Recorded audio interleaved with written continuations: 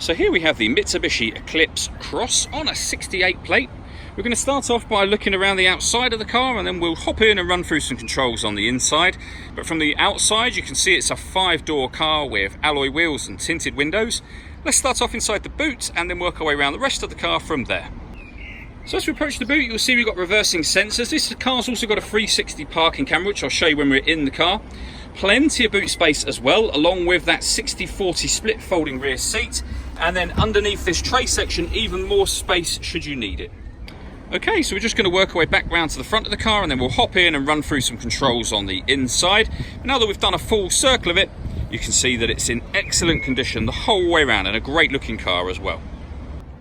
Just briefly before we climb in, I think it's well worth seeing the interior from this exterior point of view. You get full leather seats. The driver's seat has got electric adjustments just there.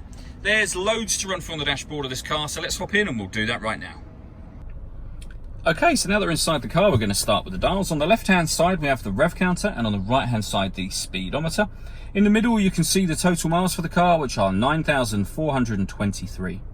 Above this section, we have a heads-up display for the speedometer. The camera won't pick up what the naked eye will see, but when you're driving along, you can check the speed without having to look down at all.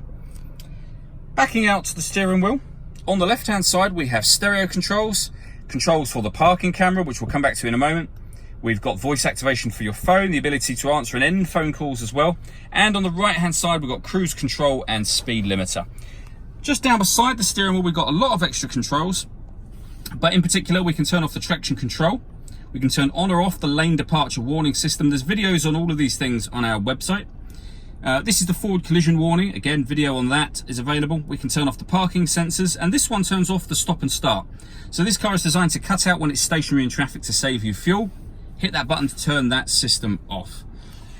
Over into the center, we have the touchscreen for the car. So you're able to go through the many options on here, from AM radio, FM radio, DAB radio. You've got USB input for your music. You can stream music wirelessly via Bluetooth audio. Loads of different options up there, and you can either do that by touchscreen, or there's a control that I'm doing it with right now, which is like a mouse pad for a laptop. Every one of these swipes goes through various different options. If there's something you want to enter, so if I want to go into the DAB menu, I push this button down and we're now in the DAB menu, and we can go back a step and control everything from the controls down the bottom there. I mentioned the parking camera on this car. If I pop the car into reverse, you'll see that we've got a reverse camera, and we've got a bird's eye view of exactly where this car is parked right now and the space that it's parked in. And it goes a couple of steps beyond that. The button on the steering wheel, if I give that a push, we get a front-facing camera and the bird's eye view, or a front-facing camera and that front passenger side wheel. So with all of those cameras, it does make it very easy to park this car. Working our way down, we have the dual zone climate control, so you can adjust the passenger temperature, the driver temperature, the fan speed up or down from here. That button will turn the air conditioning on or off again.